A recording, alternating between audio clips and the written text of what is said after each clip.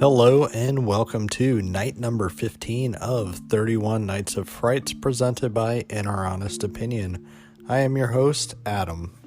Starring Ryder Strong and Jordan Ladd, this is Eli Roth's 2002 self-financed directorial debut, Cabin Fever. Cabin Fever tells the story of a group of friends that go up to a cabin in the woods. Sound familiar? They go to the cabin in the woods for a vacation, which would be their last hurrah after their college graduation. But oh no, this time, it's not demonic possession like in The Evil Dead. This time, an evil virus is out to get them. Alright, so I jokingly called the virus evil. Sure, the virus is evil. But yes, they wind up contracting a virus. So, Cabin Fever is actually a pretty impressive debut of a horror film from Eli Roth. It's a movie that, for its low budget, has some pretty impressive shots. It shows that he loves the horror genre, and some of his shots, kind of rip off things like the Texas Chainsaw Massacre, and even some shots from The Evil Dead with Sam Raimi. So he definitely knows his horror films, and he knows how to shoot a movie and make a good looking movie at the same time. The movie itself isn't exactly anything new, but what is new here is he kind of takes it into some different directions that you may not expect, or maybe you will expect it if you've seen a lot of horror films. Either way, the movie is a fun ride along the way. One of the things that works in this movie's favor is actually the general sense of oddball humor that it has, as well as the casting. It was actually kind of fun to see Ryder Strong in the role of Paul. He kind of plays a pathetic loser who is in love with Jordan Ladd's character of Karen. He never got the confidence to ask her out, and has essentially been in love with her since childhood. However, I think a lot of us can all kind of sympathize with his character. There's probably been one or two in your life that you may have liked, but you never got the courage to ask him out or even tell him how you feel. And that's pretty much Ryder Strong's character here. He does a good role as he kind of becomes the hero, even though it's a little tough to actually become the hero in this movie, but he definitely steps up by the end of it. A lot of the other characters range from either annoying or annoying and likable. This movie is filled with a whole bunch of different characters that you're either going to love them or hate them. One thing that they do have is actually some chemistry. They have very good chemistry amongst each other, and I think they actually bounce off each other well, and it sounds genuine when they're kind of riffing on each other. So with that, I actually enjoy the oddball nature of this movie. This movie is filled with kind of backwoods hillbilly redneck type of people, and they're entertaining in themselves. Also, there's a kid by the name of Dennis that would give you the feeling of the kid from Deliverance at the very beginning that plays dueling banjos. He definitely gave me that kind of feel. But not only that, this character of Dennis, this kid actually at one point in time in the movie, he for no reason does a kung fu routine where he's doing all kinds of kicks and flips in the air, and it makes no sense whatsoever. He also yells out pancakes. Who knows what that means, but it's kind of an odd what in the world was Eli Roth thinking when he did that. But it's fun, and I don't mind it at all. I think this movie, for being self-financed, actually looks great. It was a movie that Eli Roth, he charged up his credit cards, he took loans out from his parents, had his parents work on set. It was actually kind of a cool way to, hey, let's get out there and make a movie. And I kind of admire this film for that. But also, in keeping with the general weirdness of the movie, I do have to mention there is a giant bunny rabbit that Ryder Strong sees towards the end of the movie. It's a hallucinatory scene, and is just one of those odd things I really enjoy about the movie. I actually almost forgot one of my favorite characters in the movie, and that would be Deputy Winston, played by actor Giuseppe Andrews.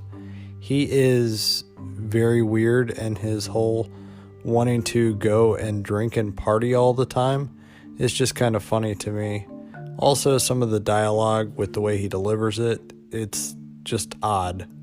So I think one of the big strengths of this movie is just the oddball nature of all the characters, the cookie cutter story that Eli Roth kind of crafted into his own. And the movie, if you are looking for some uncomfortable gore scenes, this movie does have that going on. There's different parts of the movie that will definitely kind of make you squirm a little bit. I will say that the gore effects and just makeup effects, they're actually very, very well done. Much better than what you would expect for a movie with basically about $1 million budget, if that. One of the interesting things about this film to me is that director David Lynch, was actually producer at one point on this movie, and he actually pulled his name off of the movie, not because he was embarrassed by it or anything like that, but because of the fact that people were calling it David Lynch's Cabin Fever, when in reality he wanted to go and attach his name to it to try to bring a better word of mouth about the movie or make people notice it more. But it kind of had the opposite effect. It was taking credit away from Eli Roth. So at that point, he went and he pulled his name off of the movie. But what we do have is a good score towards the middle part with frequent David Lynch composer Angelo Badalamenti. He actually recorded the love theme for the movie. It's actually very funny because it is a really nice piece of music that goes with a somewhat horrible scene. You will know it if you guys check it out, or if you have already seen Cabin Fever, you probably already know what I'm talking about, involving Ryder Strong's Paul and Jordan Ladd's Karen.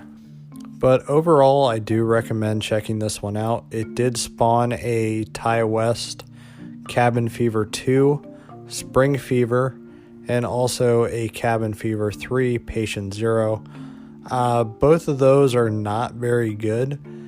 Cabin Fever 2 is more entertaining than it should be. However, it is a mess. It is a big mess of a movie.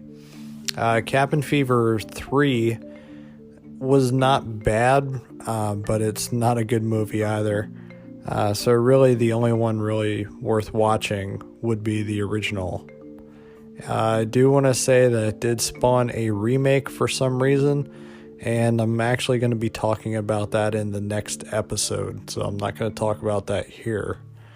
But with that, please go out and see it. If you did already see it, hopefully you enjoyed it as much as what I do. And that's going to be it for this episode. As a reminder, you can find me on Twitter at Adam_FBGM. And then also, please give a listen to our podcast and our honest opinion. Good night.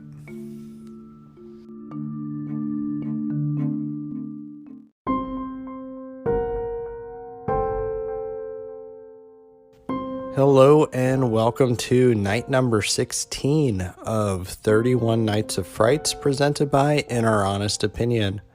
My name is Adam and I'll be your host.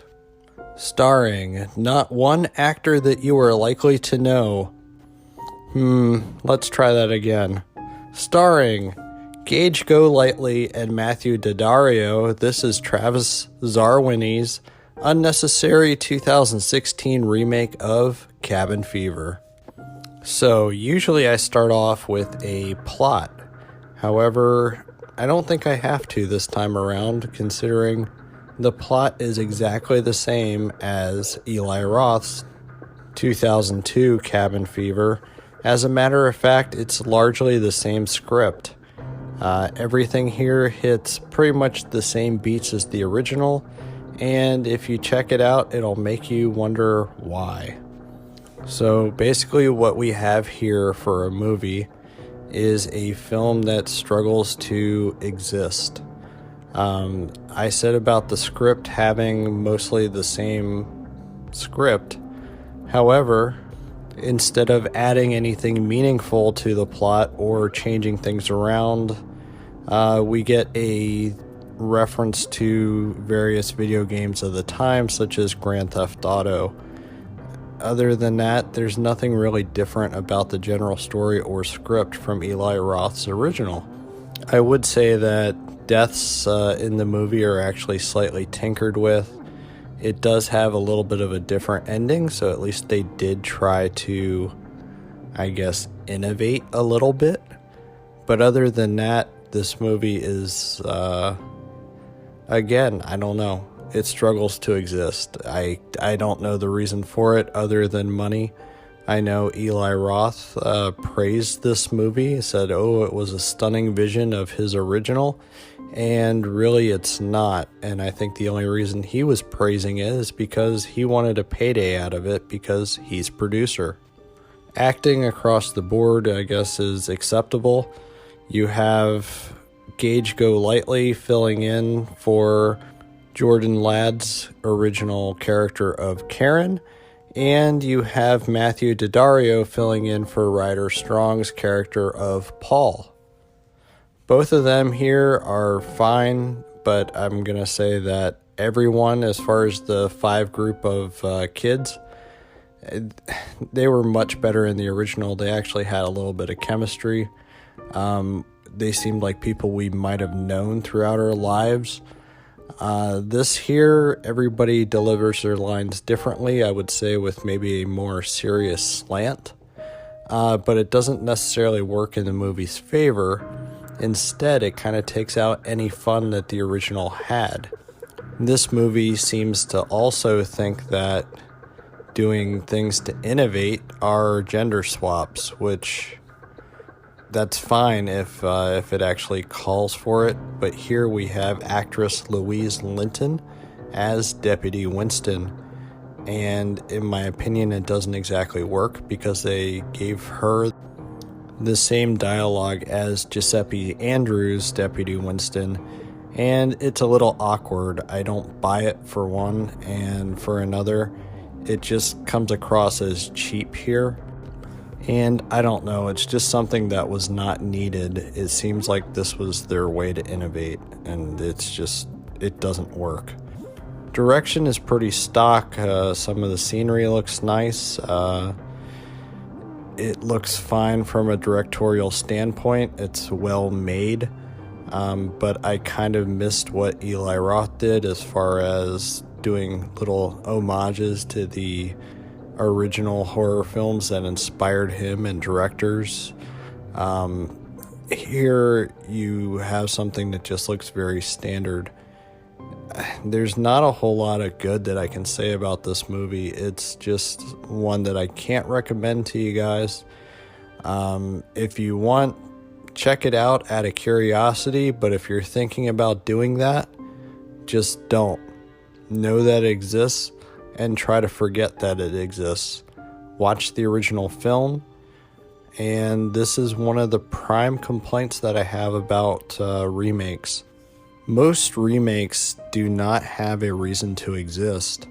They try to maybe add a little too much, and they don't really find their own voice, and that's our biggest problem here.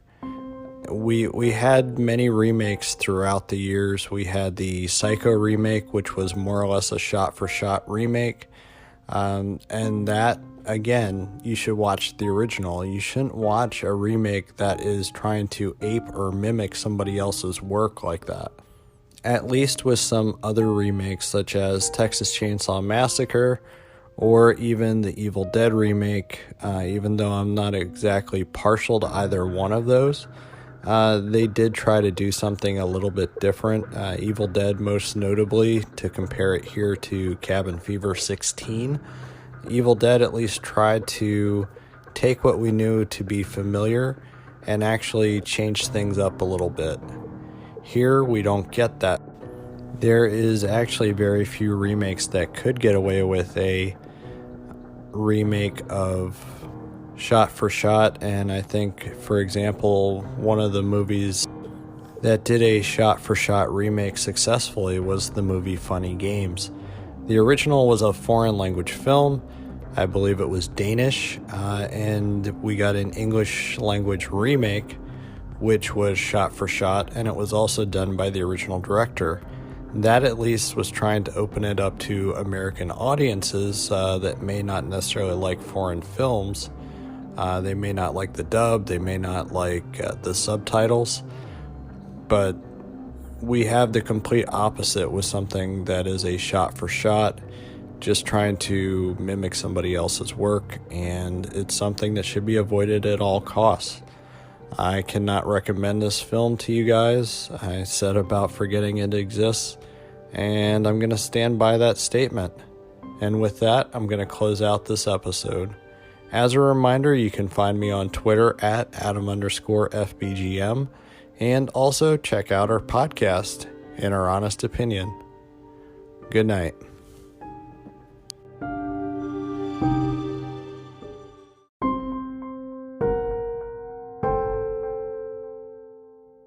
Hello and welcome to night number 17 of 31 Nights of Frights presented by In Our Honest Opinion. I am your host, Adam. Starring Clarence Williams III and Joe Torre, this is Rusty Cundiff's 1995 love letter to Tales from the Crypt and EC Comics of the 1950s, Tales from the Hood.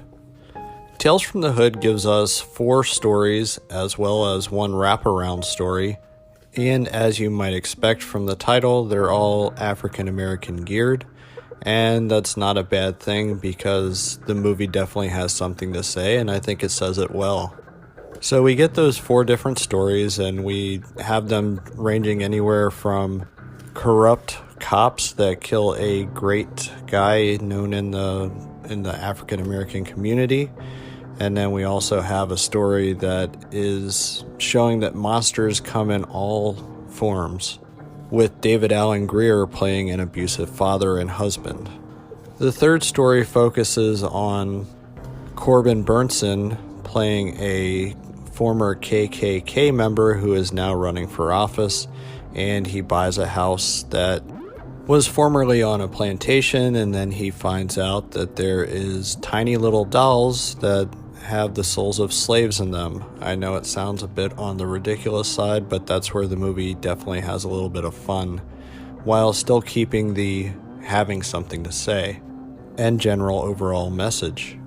The fourth story, you can kind of think of it as almost a remake of A Clockwork Orange with that kind of idea, and that would focus on black crime. And again, that's not the most fun of the stories, but it definitely raises awareness to that. And if we really want to include it, we have the wraparound story, and then you have actors such as Joe Torre and Clarence Williams III, and it's probably one of my favorite parts of the movie. Clarence Williams III is so much fun to watch in this movie, especially a movie that does have some heavy social commentary to it. But he is so unhinged with the way he plays his part. It's easily one of the most enjoyable parts of the movie.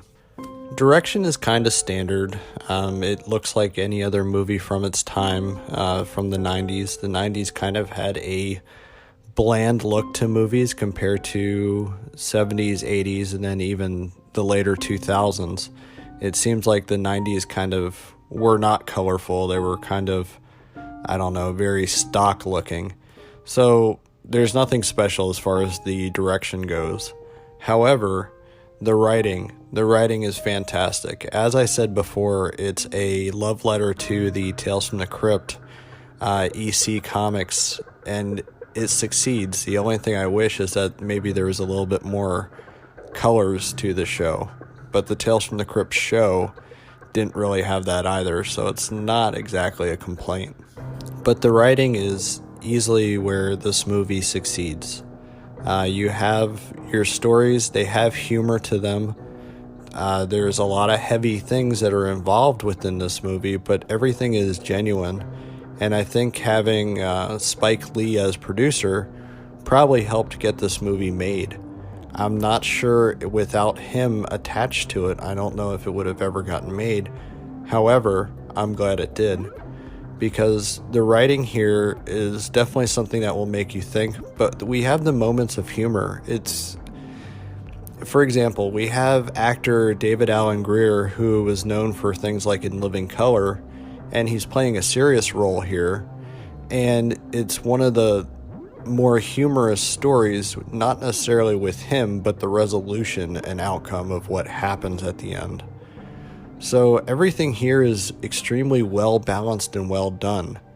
It's one of these movies that I don't think it can be replicated. And then we actually have a sequel that just came out, and I gotta be honest, it's not very good. This is almost like a lightning striking, and I don't think it could ever be replicated.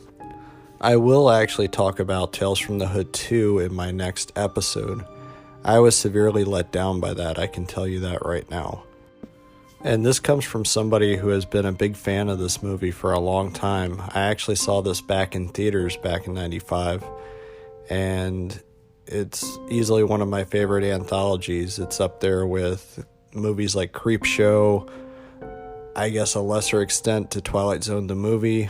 I would put Twilight Zone the movie down on the list. I would say that Creepshow and Tales from the Hood are over that. But I do love anthology movies and TV shows, and I think if you do too, put it on, and I think you're really going to have a great time with it. With that being said, I'm going to close out this episode. As a reminder, you can find me on Twitter at Adam_FBGM. Also, please give a listen to our podcast and our honest opinion. Good night.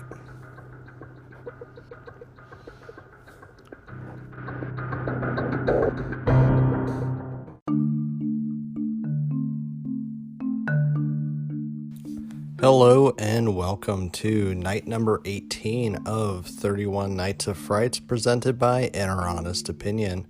My name is Adam and I'll be your host. Starring Keith David, this is Darren Scott and Rusty Cundiff's belated follow-up to Tales from the Hood. This is the direct-to-video Tales from the Hood 2. Tales from the Hood 2 reunites Darren Scott, Rusty Cundiff, and Spike Lee on 4 different tales with a 5th wraparound story. This time around, the stories are not nearly as compelling, and only the last 2 actually have any value or worth, and even any kind of social commentary that works. The first story features a girl and her friend who go to a Black History museum. However, this museum focuses on a lot of the forgotten parts of Black history. One of those things is the doll known as the Gollywog. Honestly, I've never heard of this before in my life, so I guess it was good to bring it to light with something so obscure. So she wants to purchase this doll from the owner. The girl is white, and the owner does not take too kindly to her wanting to purchase such an item, and the fact that she seems to love it so much. The story is kind of offensive in a way. It's meant to be humorous, but it's not very good. One thing I do like about the story, though, is that they actually had a little link to the first film, and that was with the slave doll. You actually see it in the glass case with the Gollywog doll. So that was kind of nice to see a return and a little reference to the original.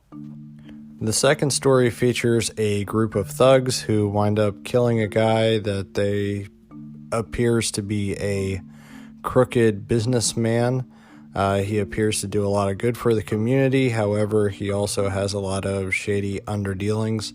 They kill the guy, and then they use a psychic to try to talk to the guy and find out where his secret money is at.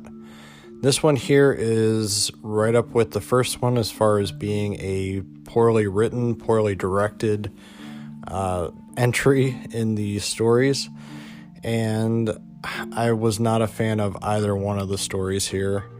The first two were not off to a good start.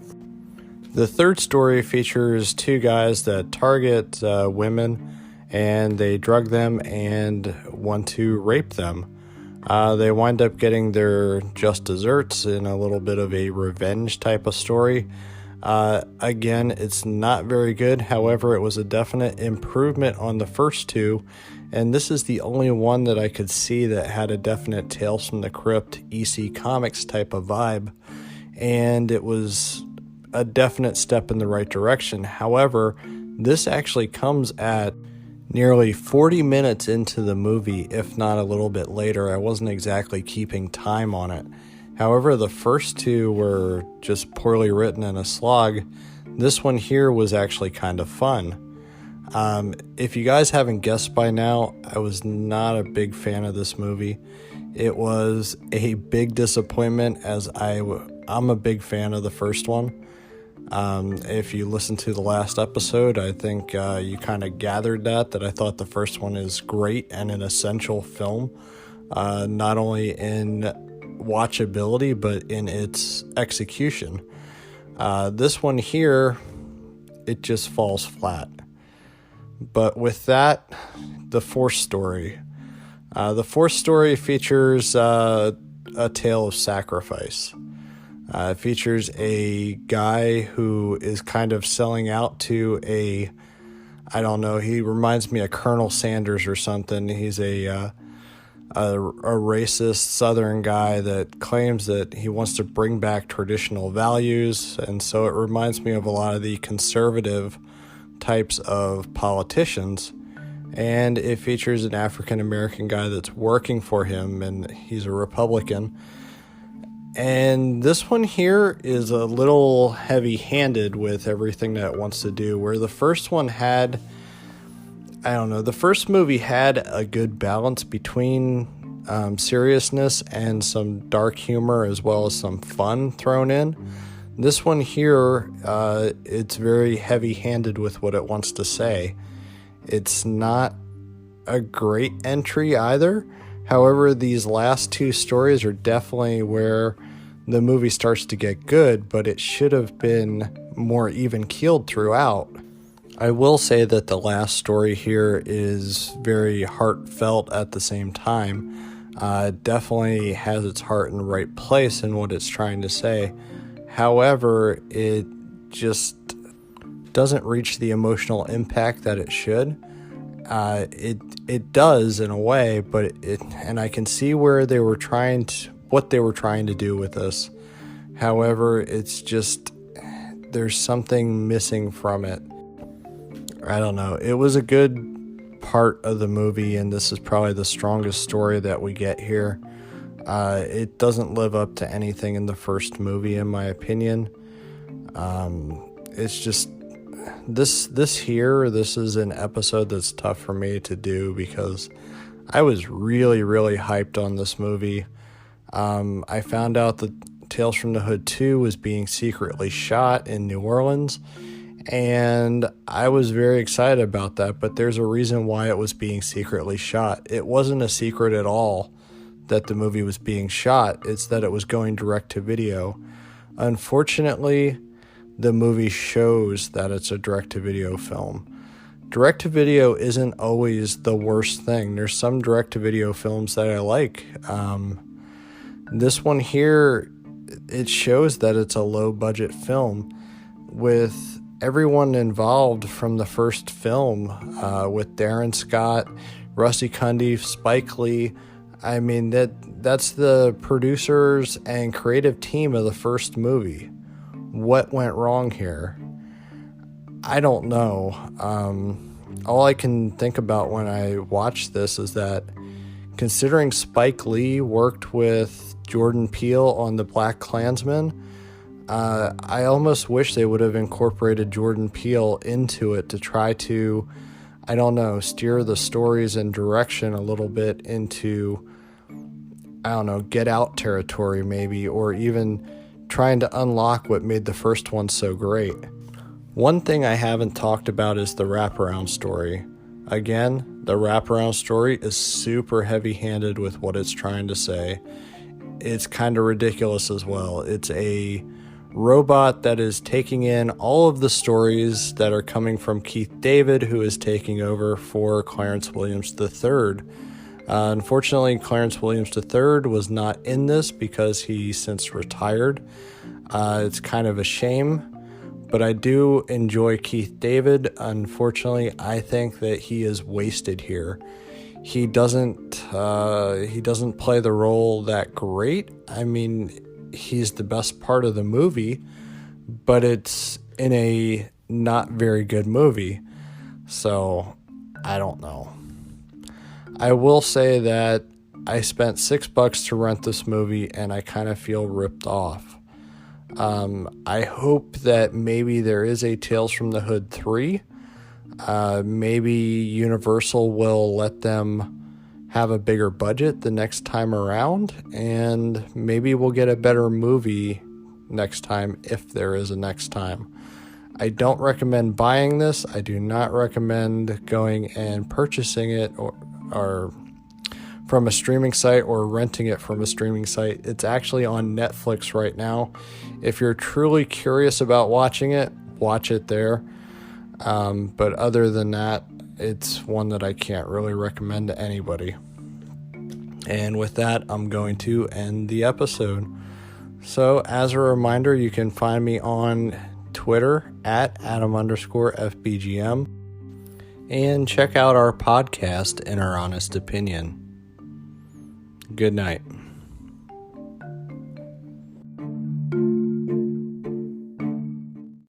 Hello and welcome to night number 19 of 31 Nights of Frights presented by In Our Honest Opinion. My name is Adam and I'll be your host. Starring Allison Lohman and Justin Long, this is Sam Raimi's not an Evil Dead horror film, but feels like an Evil Dead horror film, 2009's Drag Me to Hell. Allison Lohman stars as Christine, who is a loan officer that denies an old lady a loan, and he pretty much evicts her. So the old lady does what anybody else would do. She puts a Polish curse on her, which is a demon known as a Lamia that will drag Christine to hell in 3 days. So I mentioned before that Sam Raimi has a very unique style in the way that he directs a movie. That's very apparent right from the start of the film. Like basically within 5 minutes, we get some of that crazy Sam Raimi camera work. It looks great here, and I was actually happy to see him return to the horror genre. He did previously do that with the movie The Gift. However, this here is more suiting of his style. I know one critic described this movie, they said it's The Exorcist by way of Looney Tunes, and I would say that that's a very good description of this movie. You have things such as an anvil and popping eyeballs. Everything here is played up for laughs. But it's not a bad thing that everything is played up for laughs. It's one of those things that this is kind of a dark story, and everything is lightened up by the humor sprinkled throughout the movie. This very much feels like a twin and cousin to Evil Dead 2. Everything from the crazy special effects to the very crazy and inventive sound design, where if you have a surround sound system or if you had the pleasure of seeing this in the theaters, you'll know exactly what I'm talking about. There is sound coming out of every channel, bouncing off the walls, seemingly. It's one of those that's very unique, and it's probably demo material at home if you have a home theater. So that's the technical side of things. Everything looks great, and let's get back to the actual movie itself. Is this a worthy follow-up or addition to Sam Raimi's filmography? And I would have to say yes. This is pretty much the movie that a lot of us were waiting for, us Evil Dead fans. We were waiting for him to make a movie like this. He gave us little hints of his creativeness coming back in Spider-Man 2 with the Doc Ock scene where he kills all the scientists. But this here is, yes, this is definitely Sam Raimi getting back to basics, knowing what he does best. And that is humor along with all of the bloodshed. I will say that performances here are strong. They're probably stronger than what the material requires it to be. You have Alison Lohman as not a bad person, but she's kind of painted up as being a bad person in the movie because of the fact that she didn't give that lady her loan. Well, she's kind of pushed to the edge by her manager that if she wants to get a promotion, that she's going to have to make a tough call and a tough decision. I think a lot of us can put ourselves in her position, and we can pretty much empathize with everything that she's going through. It's one of those decisions that you would be very conflicted to do, of basically kicking somebody out of their home that they lived in all of their lives. And in order to get your promotion, this is what you have to do. It was done really well. It was well written. And we as the audience were going to sympathize throughout most of the movie, probably up until the point where she gets pushed to the edge again and becomes a completely different person.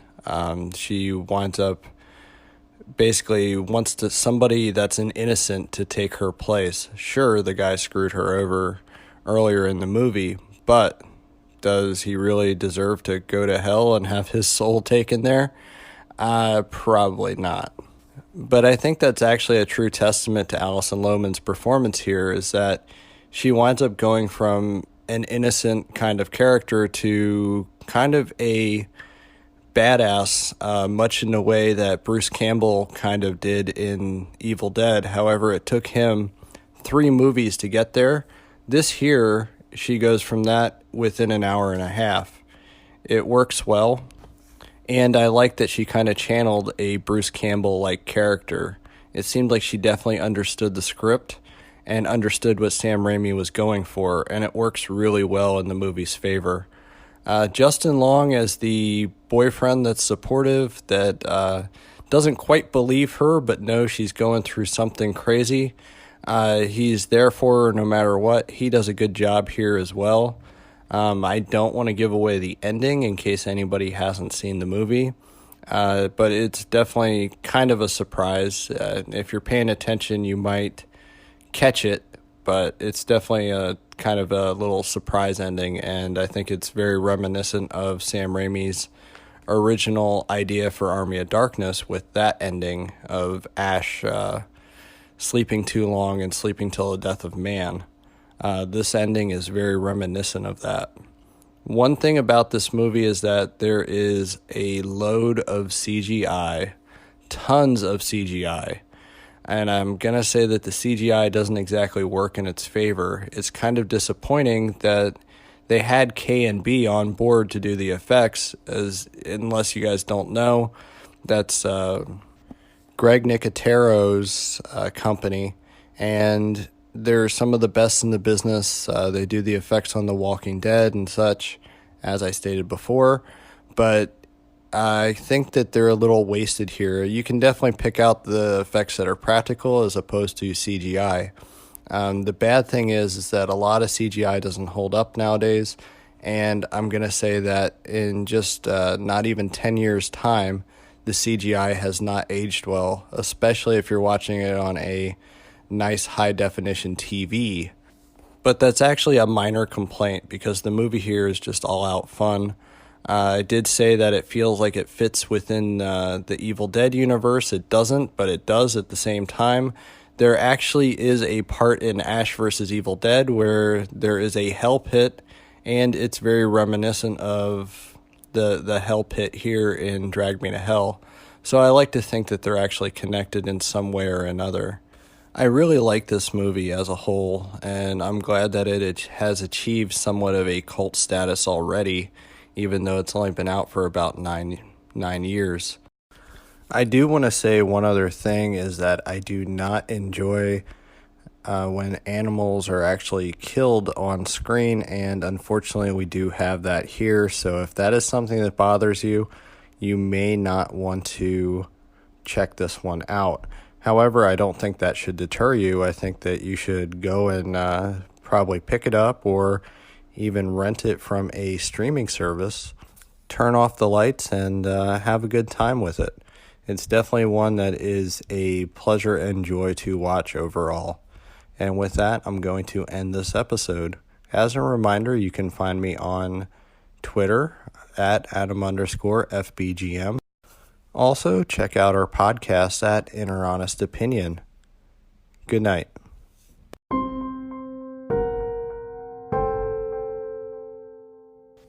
Hello and welcome to night number 20 of 31 Nights of Frights presented by Inner Honest Opinion. My name is Adam and I'll be your host. Starring Melinda Clarke and J. Trevor Edmond, this is Brian Yuzna's 1993 Romeo and Juliet styled Return of the Living Dead Part 3. Kurt and Julie witness a secret government project his father is working on involving trioxin, the gas from the previous Return of the Living Dead films. Kurt and Julie get in a motorcycle accident, Julie dies, and he decides to use trioxin to bring her back to life. So you may be wondering why I decided to do this one out of all of the Return of the Living Dead films. I'm not including 4 and 5. But the first two, namely the first one, is looked on very fondly. The second one, not so much. And then I also believe that the third one here has a little bit of a cult following. This is a movie that's filled with Brian Yuzna's usual bad direction, bad acting. It's kind of trashy looking in a way from a direction standpoint. But the script by John Penny actually kind of elevates the material to a little bit better than what the movie probably deserved to have. So I have not seen too many films by director Brian Yuzna. However, I do know that, for example, Bride of Reanimator is a movie that's okay, and also his other Reanimator sequel, Beyond Reanimator. Again, it's okay, but it never actually gets to the high bar set by the original Reanimator. But we're not really talking about Reanimator here, but I just wanted to give a little bit of a basis on the director. He shoots kind of dirty and cheap. His movies generally don't have a very big budget, and like I said, he doesn't really know how to get great performances out of his actors. But with that, I again want to compliment the actual story of the movie. We have an oddball zombie romance love story, and it for the most part works. You have Melinda Clarke, who's playing Julie, and I think she did actually a good job in the movie. She's gradually changing from being normal. Right when she's given the trioxin, she's perfectly fine, but as the movie goes on, she resorts to bodily mutilation and whatnot to kind of subdue the pain, I guess the pain of being dead. In the previous Return of the Living Dead films, it was established that the reason that they were going to eat brains is that it actually helped with their pain of being dead. So this is actually something she does to sort of curb her appetite for human flesh and brains. She hasn't really done a whole lot of mainstream films herself. She has been in, for example, the Michael Jai White Spawn adaptation, and that's the only thing I could really pick her out from. The other actor, J. Trevor Edmond, again, not somebody that has really done too much in their career. He's been in Pumpkinhead 2, which is an okay sequel. And then you also have him as a credit in Beverly Hills 90210. So, acting-wise, we don't really get great actors here. We don't really get remembered actors. However, for what they're given here, they actually do a good job. And this is actually a movie that I like quite a bit. I think it's well written. I don't think it's actually a great movie, and it's tough for me to actually say, oh yeah, go out and watch this one, because it looks cheap. I'm going to be honest. It's a very cheap looking production. Something else needs to be said about there is no tension. There is absolutely no tension in this film whatsoever. If you're looking for an actual horror film, forget it. You're not going to get scares here. The only thing, I guess, if gore scares you, then maybe this movie will freak you out, but it's not really scary at all. Instead, in its own oddball way, it has sort of a sweetness to it. Another thing is the humor is not here from the other Return of the Living Dead films. Just about anybody that knows the series knows that the films that actually preceded it, Return of the Living Dead and Return of the Living Dead Part 2, were actually comedies. I guess they could scare somebody if they're easily scared by things, but for the most part, they're played up for laughs and they're played up for the cheese factor. This one here goes in a completely opposite direction. This one goes in a trying to be serious, and it's actually a shame that there wasn't a bigger budget or a better director attached to actually make this into the movie that it could have been. It's not necessarily a new concept. Later, much later, about 20 years later, we had the movie Warm Bodies, and that probably does the whole idea a little bit better. However, that's not to say that this is a complete waste of time. It's not. It's an entertaining movie in my opinion. Like I said, I actually like this one. It's a tough recommendation, but if you are in the mood for something different, then I would say check it out. One more thing before I go and close out this episode, I almost forgot about it. The zombies themselves, they do not really look like zombies. Instead, they look more like alien creatures, which is kind of a disappointment because I like the way the zombies looked in the original Return of the Living Dead films. Where the other ones would have had makeup performed on the actors playing the zombies, this one here, they're pretty much in rubber masks, and that does not work out very well in its favor at all. How a movie made in 1993 can look like it has worse effects than the original from, I believe, 1985 or 86. How that's possible, I don't know. But I guess it's just a budget constraint here. But definitely give it a watch. Go into it with an open mind. Know that you're watching a poorly acted, poorly directed movie that has a good script. And then I think you'll probably wind up enjoying it. And with that, I'm going to close out this episode. As a reminder, you can find me on Twitter at Adam_FBGM. Also, check out our podcast and our honest opinion. Good night.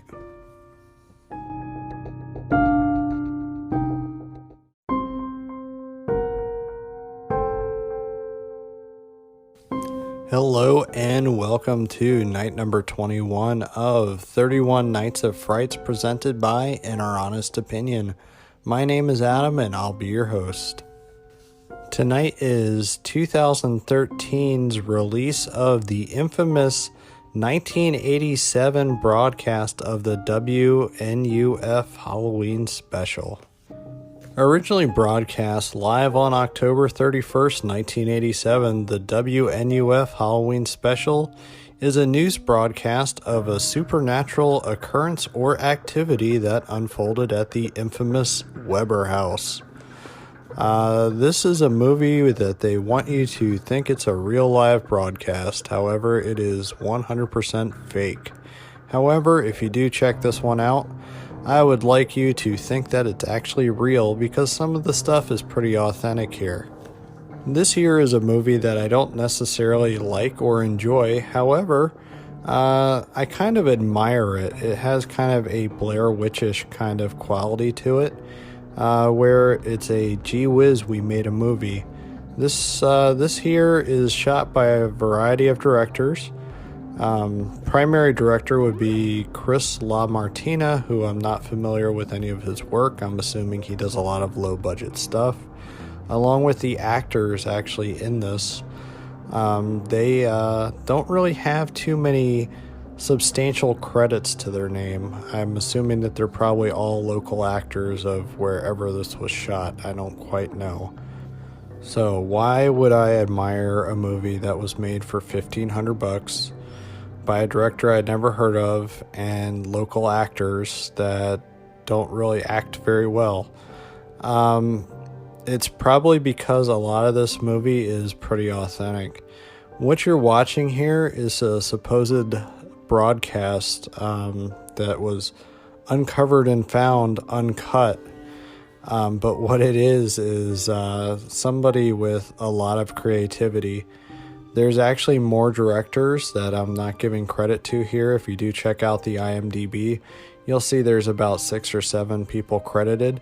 And that's because this actually, during the broadcast, it included the live commercials. It does fast forward through some of them. However, it is kind of a joy to see that they have these commercials, and they're pretty authentic to the time period as far as the local cheesiness that the commercials would have brought. Having grown up north in Pennsylvania, seeing commercials like this, they felt like something I would have seen when I was 5 or 6 on some of the local channels that were not the big Philadelphia stations. However, they would be like the one Fox affiliate, because I actually had 2 Fox affiliates up there in Pennsylvania. I got Fox 29, and then I had Fox 13 up there. Fox 13 actually was the lesser Fox. It was broadcast out of York, Pennsylvania, and I'm assuming it still is. But that had a lot of commercials, local commercials like that. And I think it's kind of neat that it kept all that stuff. It's not necessarily kept, but they were inventive enough to put something like that in. This movie is, for me, it was fun. Sure, it's kind of a slog its first, 20 minutes or so, because they're actually going through real news stories, or as what they thought were real news stories at the time. It's just kind of neat to see it. This is a very unique movie, and I think it deserves a lot of credit for what they accomplished here.